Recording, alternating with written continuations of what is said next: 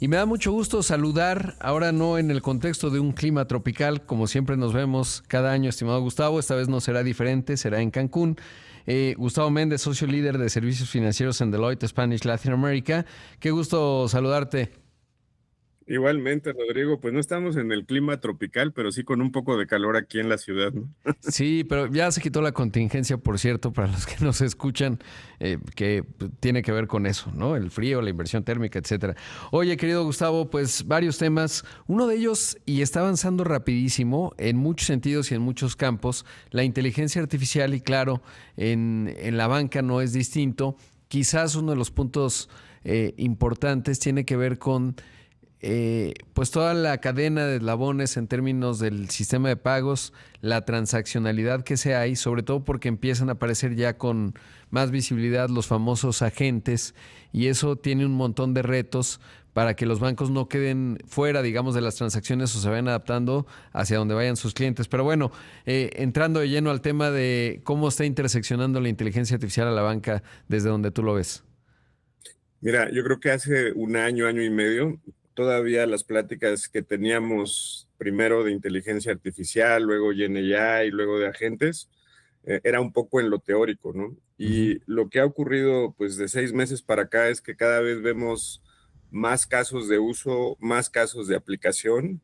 La semana pasada tú entrevistabas a mi socio Germán y también hablaban de cómo la inteligencia artificial ya no es solo en lo teórico y la gran posibilidad, sino realmente quién lo está aprovechando. Tiene estas ventajas, pues, de hacer las cosas de una manera más eficiente, de alcanzar más clientes, de analizar más información a profundidad, cosas que reemplazan, sí, cierto trabajo de la labor humana que se hacía para hacer estos trabajos, procesos, pero por otro lado sigue estando la parte humana de dónde agregas ese valor, ese toque físico, aprovechando todas estas ventajas.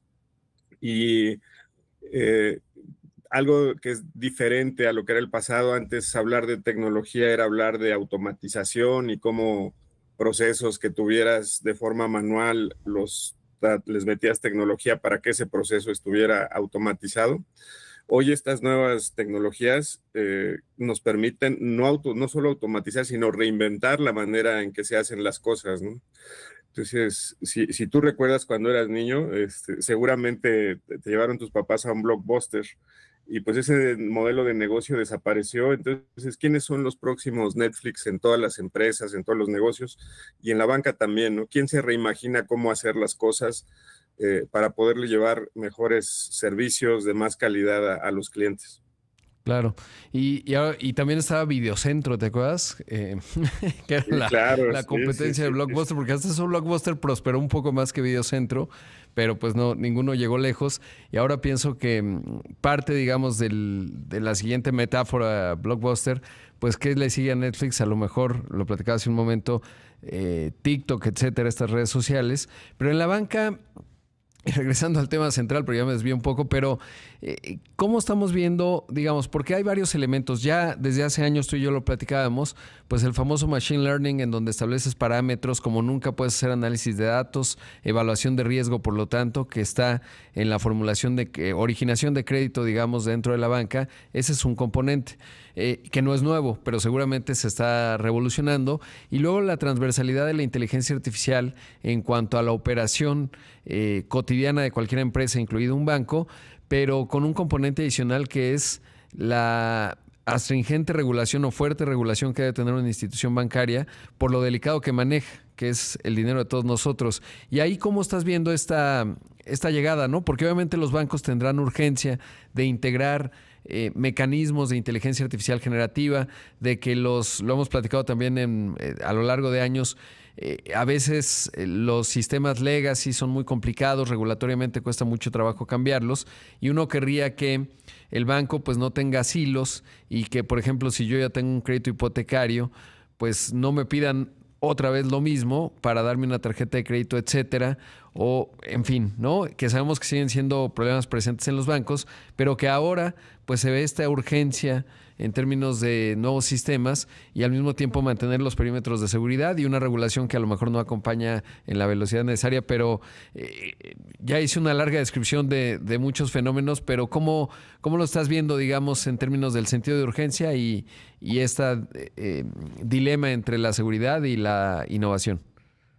Le agregaría un ingrediente más a todo esto que has comentado, que los nuevos entrantes fintech que vienen completamente digitales, pues como no tienen todos estos temas de problemas de sistemas viejos, anticuados, que sus core bancarios son nuevos, y si tú te pones a pensar, el primer iPhone que salió en el 2007 nada tiene que ver con las capacidades que estos celulares tienen hoy, y muchos core bancarios son pre-2000, ¿no? Entonces, no están adaptados para este mundo moderno, para llegar al móvil. Entonces, no solo tienen que rehacerse, sino también traen una competencia muy fuerte por todas estas fintech que nacieron pues con tecnologías adaptadas ya a este mundo y a esta velocidad.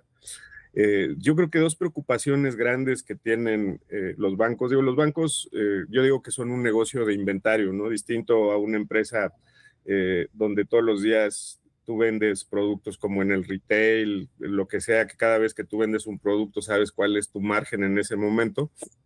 En la banca, pues tú das una hipoteca por 30 años y poco a poco vas recibiendo el ingreso de esos montos. Recibes depósitos que son muy estables, que no se van todos los días, y ese también, en la medida que los vas creciendo, pues forman parte de tu inventario. Entonces, los bancos hoy tienen una posición privilegiada en el sentido que tienen un inventario en sus balances, en sus activos que han construido pues por muchos años, unos con más éxito que otros. Y en la medida que esos inventarios son más grandes, pues tienen esos beneficios de escala, ¿no? De que el costo para tener todos esos activos, todo ese balance, sea más pequeño. Entonces, el tamaño importa en la banca por este tema de inventario.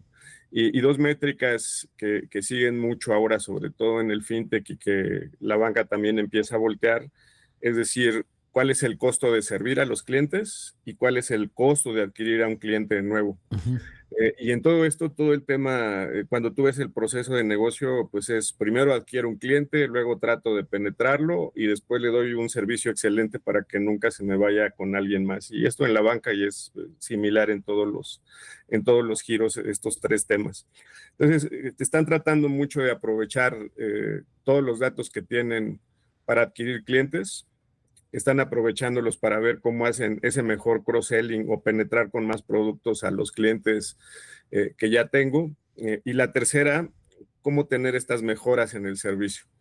El tema grande que traen atrás es que están construidos con esquemas.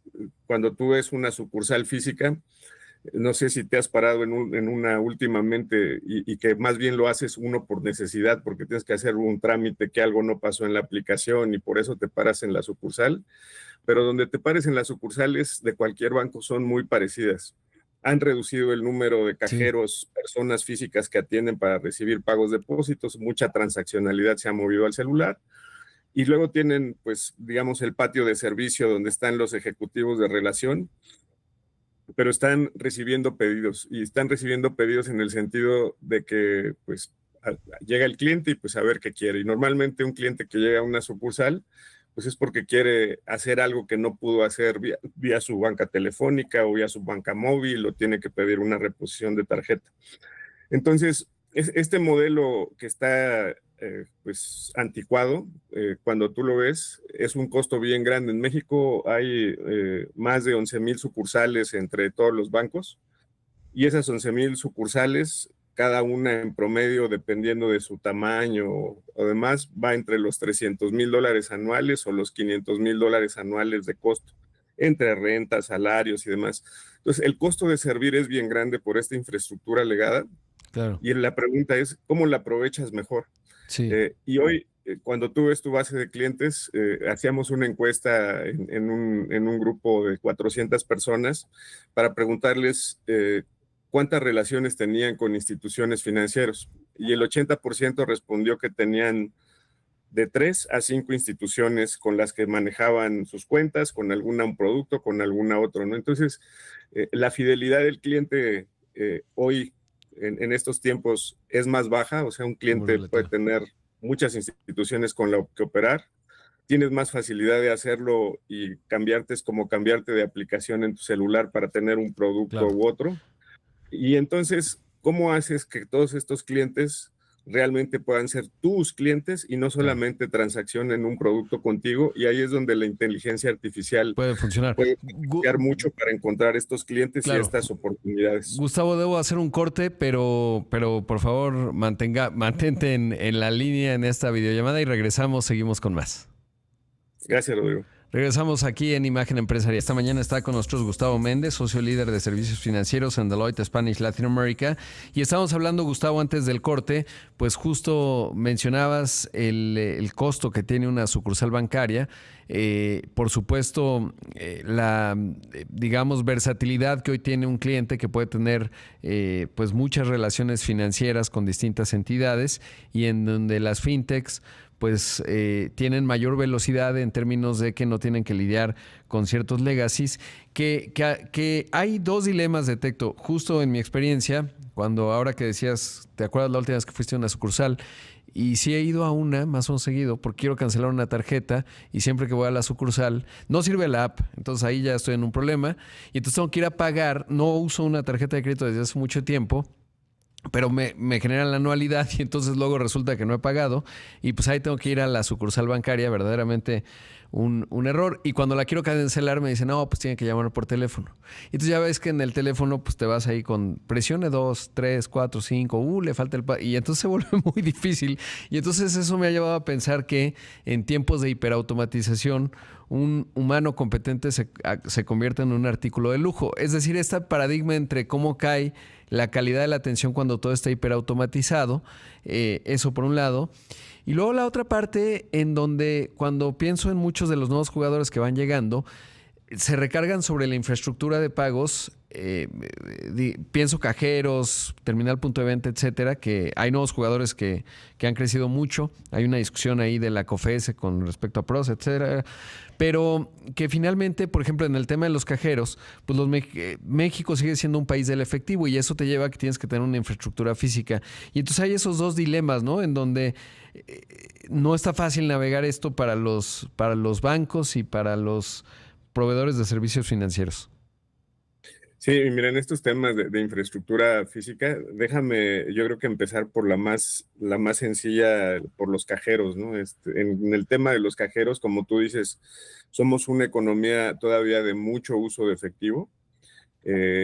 Y cuando tú comparas con otros países, Brasil pues ya está súper digitalizado, inclusive Argentina, que es una economía chica, de población más pequeña, pues ya son muy digitales comparados con lo que somos nosotros. Y nosotros estamos acostumbrados mucho al efectivo y ese es un diferenciador para los bancos. Mucho del mercado formal recibe su nómina en un banco y la manera de disponer de la nómina en vez de pagar con su tarjeta de nómina en los lugares donde compra, pues normalmente mucha gente saca dinero en efectivo del cajero y después lo dispensa. Entonces, este sigue siendo un diferenciador y lo que han hecho algunos bancos es que la red de cajeros sea dual en el sentido de que no solo puedas sacar dinero, sino también hacer tus depósitos mediante ese cajero automático y entonces descargarle trabajo a la sucursal. Entonces yo los cajeros en infraestructura sigue siendo un diferenciador y una manera de poder traerte a toda esta gente que está cautiva como empleado formal y teniendo su nómina. Y después la parte que es más complicada, que es la de las sucursales físicas. Cuando tuve las sucursales que había antes de que empezara la pandemia, al cierre del 2019, y las que hay hoy, las más de 11,000 sucursales, pues prácticamente son las mismas y no se han movido mucho. La diferencia es una reducción de las 11,000 y tantas como de 400 y de esas 400, 200 vienen con las sucursales que se cerraron por la pérdida de las licencias de Ceibanco, de Intercam, y otras 200 por algunos bancos puntuales que han decidido hacer más chica su red, pero cuando comparas esas 200 sucursales contra las más de 11,000, pues realmente se sigue teniendo la misma infraestructura física. El tema que te decía yo al principio es cómo reimaginar el negocio. Es todas esas veces, por ejemplo, en las que tú has ido a tratar de cancelar la tarjeta, pues primero nadie te ha identificado como Rodrigo, nadie te ha dicho, oye Rodrigo, tú quieres cancelar esta tarjeta, ¿por qué no te conviene? Pero yo sé quién eres, tengo tus datos, porque todos los bancos cuando te dan un crédito pueden consultar el buró de crédito, yo puedo saber con quién tienes otras tarjetas y te puedo decir, ¿sabes qué? Yo sé que tienes tarjeta con tal y tal, pero te doy esta otra tarjeta que no es la misma y te doy mayores beneficios, ¿no? Entonces, esa conversación y esa siguiente mejor oferta, pues no se da y es donde puede haber mucho valor.